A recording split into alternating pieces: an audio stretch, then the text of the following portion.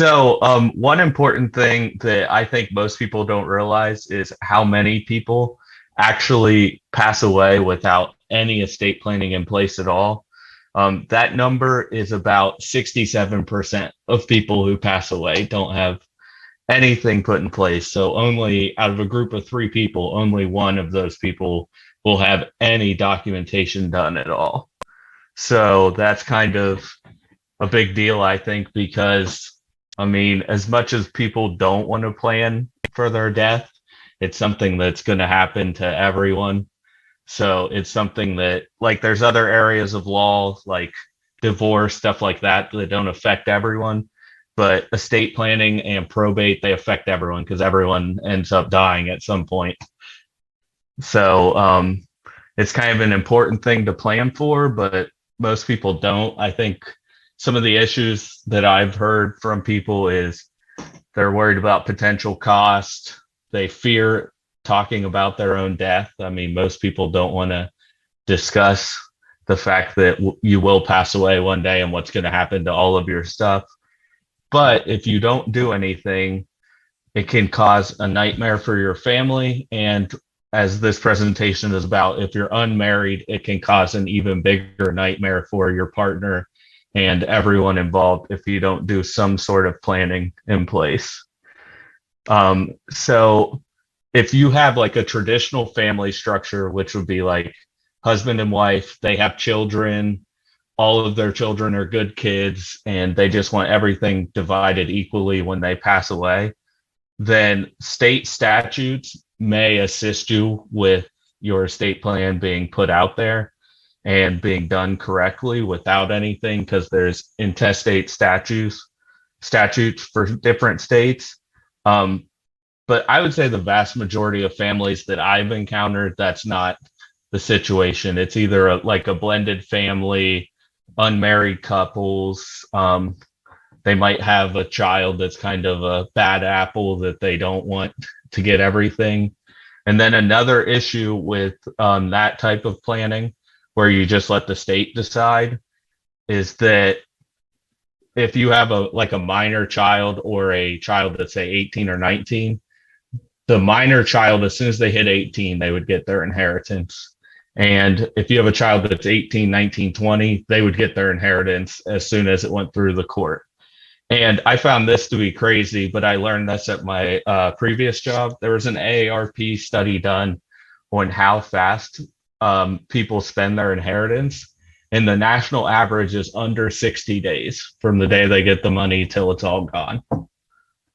So that was kind of a shocking thing to me. But yeah, it was like 58 days roughly is how fast once they get the money. Now that didn't factor in if they spend it on like good things like paying off a mortgage or paying off a debt, but just in general, it doesn't even last 2 months for when someone gets the money. That's why estate planning and trust planning are very good tools to assist with that.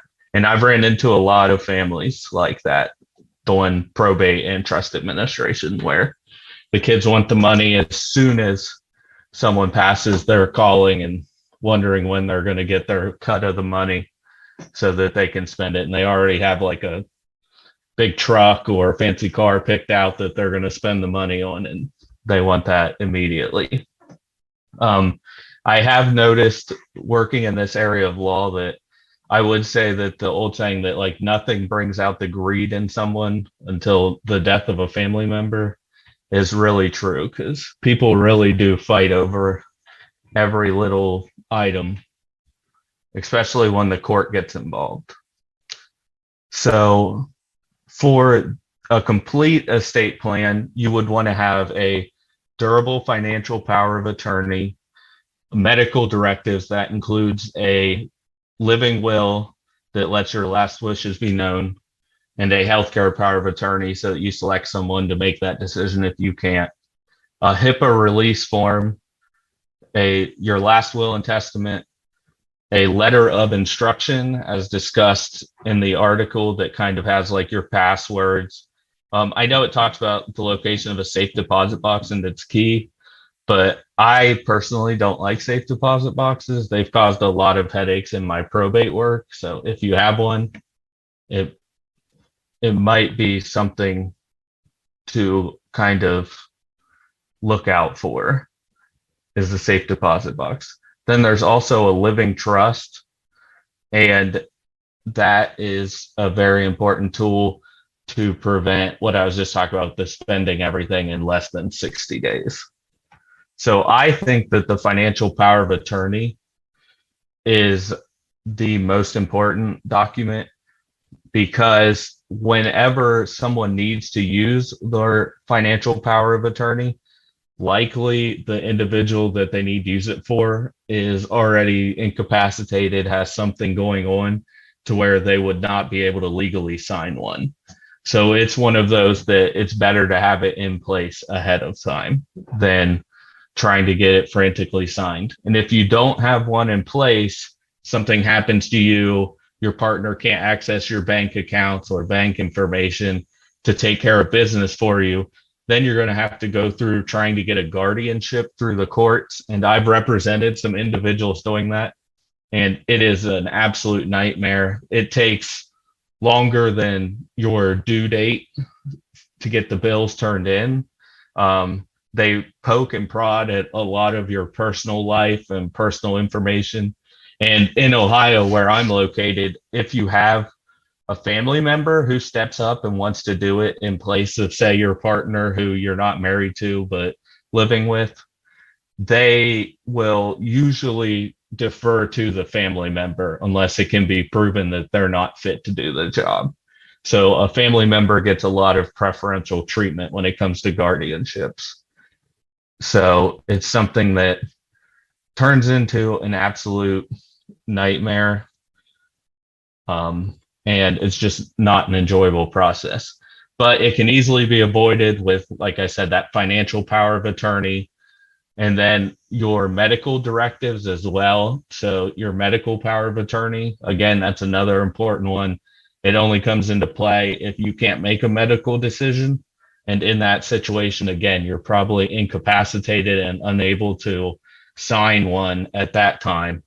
So that's another big one that's important to have in place. And that one, again, would require a guardianship, or some states have statutes that would allow them to just figure out who your closest family member is and contact them to make the medical decision. And I mean, if you're like myself, if I didn't have like my parents around and stuff, and they had to contact like a cousin of mine instead of my girlfriend who I've been dating for 5 years to make a medical decision, that would not be, I don't think I would trust that person to make the correct decision for me. I would much rather have my significant other make that decision. The HIPAA release form, that's another kind of important and critical one to have. Not all estate planning firms offer that. I know we do here at Royal Legal, but that is going to be a form that allows individuals to talk to your doctor about medical information. They can't make a decision for you, but they can speak about medical information. So that one, again, that would be important if you have a significant other, because if they want to be included in what's going on with you medically, they would not be allowed without that form. The doctor's not going to talk to them. I've even had situations here in Ohio where the doctor wouldn't talk to a spouse until we did those forms. So that one, even if you are married, it's still, that's a very important form. And you can include more than one person on that form, which is nice, because the medical power of attorney, it only has one person at a time. So you can have a successor, but you can only have one person acting at a time. So that's an important one. Then you got the last will and testament. Most people don't fully understand what this document is. Most people think, I got a will, my estate plan's good to go. All a will is instructions for the probate court. So instead of, if you pass away intestate, and they use the statutes to figure out where your property goes, with a will, they look at the will the probate court does, and that determines how your property goes. The issue with that is it still goes to the probate court, which I know for like people that work with Royal Legal, a big deal is privacy. Well, if you go to the probate court, you don't have that privacy. So say you build up your portfolio and your business and you want to pass it on to your kids and leave a legacy.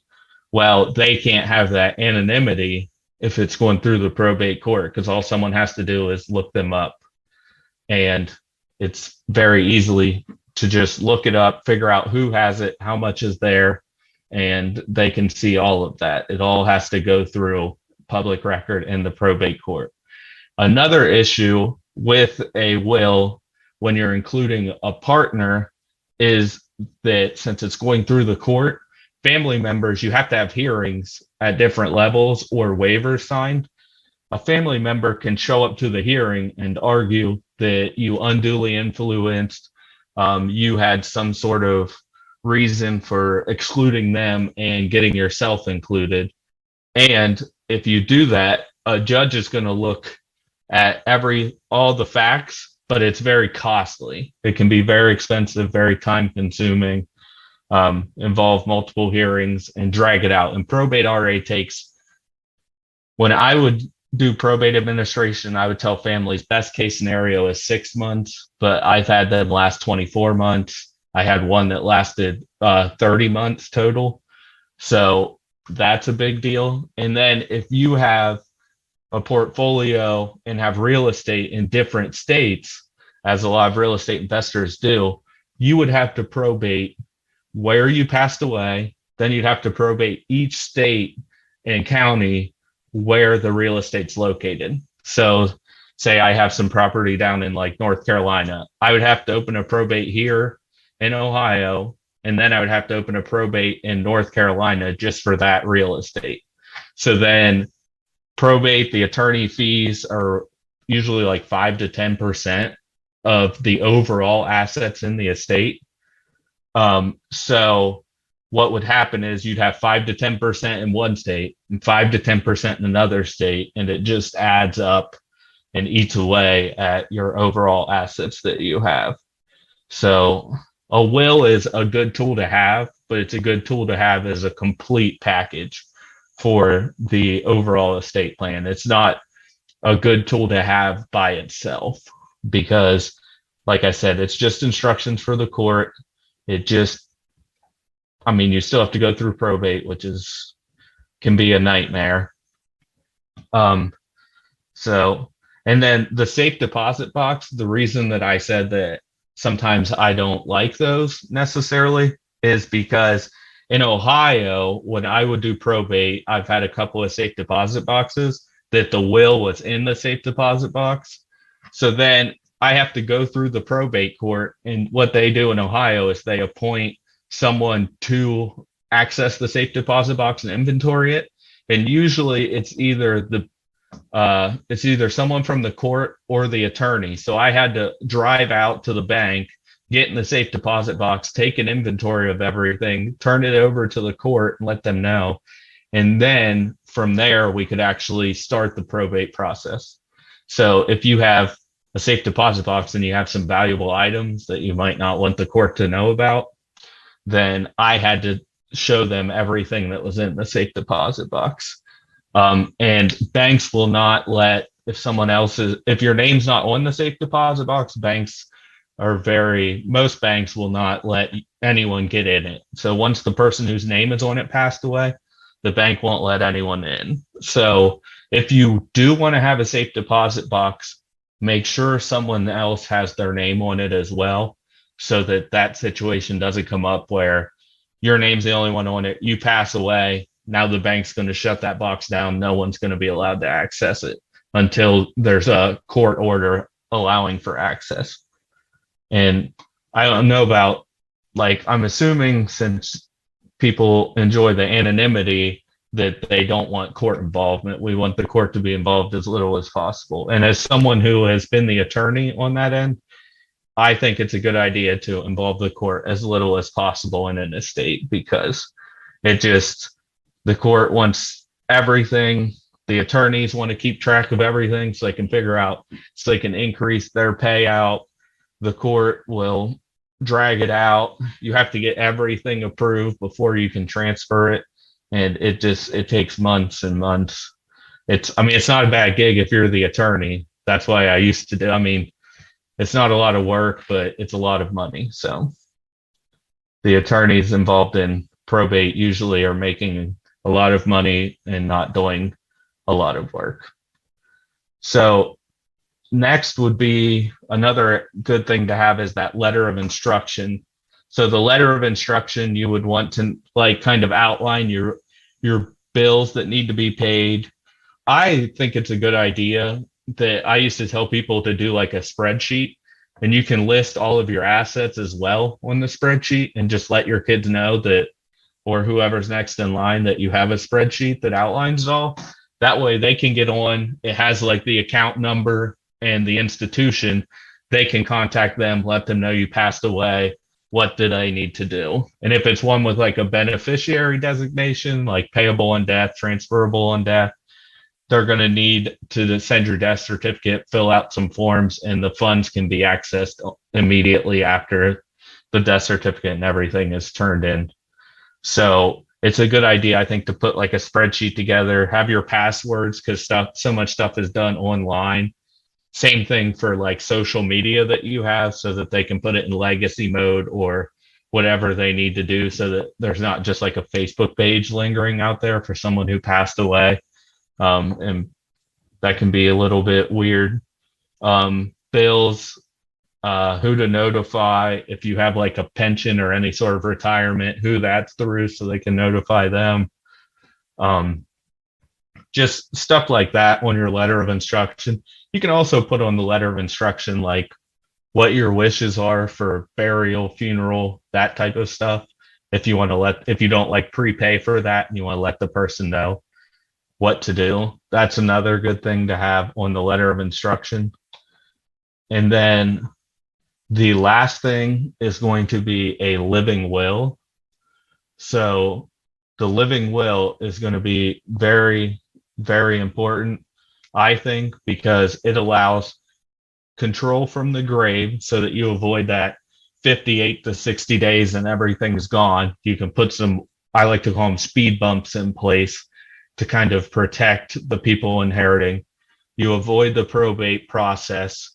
Another thing with like blended families and unmarried couples would be you can take care of each other. So you can create it together. And then if you pass away, it can take care of your partner, your significant other, your spouse, if you're a blended family, while not excluding your kids. So you can have it where it takes care of your spouse, and then whatever's left can still go to like your kids. Say you're from a blended family and you had kids and he had kids and you guys got married, but you want to make sure that you can keep up the lifestyle that you had. You don't want your spouse to like become a ward of the state or not be able to afford anything. But you don't want to exclude your kids. You don't want your spouse to just take everything and pass it to their kids. Well, if you do a living trust, it's for both of your benefit while you're living. Then it's for the survivor's benefit, so your spouse. But then once your spouse passes, or your partner, significant other, whatever, then it passes down to your children. And you can write that in there so that it doesn't all end up, so they can't take it and just give it to their kids. That can all be done within a living trust. So it's a way to keep up the lifestyle and take care of each other while also saving stuff for the kids. It's a way to have the speed bumps, the control from the grave. It's a way to keep that anonymity because the probate court's not involved. And then doing trust administration. So if you needed to hire an attorney to assist you with trust administration, the fees, so probate's 5 to 10%. Trust administration, we charged 1.5% is what I charged, but the fee is somewhere between 1 and 2.5.